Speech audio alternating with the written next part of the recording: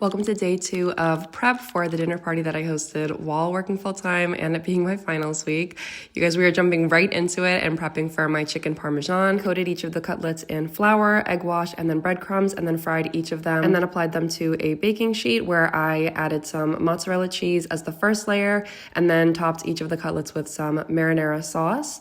And then I popped those in the oven for about 14 minutes to let the chicken cook all the way through. While those were in the oven, I got started on my bruschetta, so I went ahead and diced 6 plum tomatoes. And then when the chicken was done, I took it out, added some grated Parmesan cheese, and then popped these back in the oven for about 2 minutes on the high broil setting. And this is how they turned out. After that, I finished my bruschetta by adding some olive oil, balsamic vinaigrette, basil, garlic, salt, pepper, and gave this a good mix. And then I set this aside and let it marinate in the refrigerator for about 2 hours or until the guests came. For the bruschetta toast, I went ahead and chopped up a French baguette, applied each of them to a baking sheet, and then added a garlic infused olive oil to each of the pieces and popped those in the oven for about 5 minutes just to give them a good crisp. When they were done, we began adding all of the food to serving plates, and this is really helping me transfer the dishes.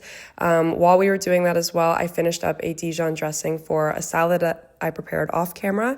It was just arugula, thinly sliced green apples, goat cheese, and candied pecans as I'm adding here. And you guys, this was the spread. Everything turned out so delicious. We set out all of our entrees once guests had arrived, and I just could not be happier with how this turned out. You guys, it was such a success, and everyone loved all of the dishes. These are all of our guests that came.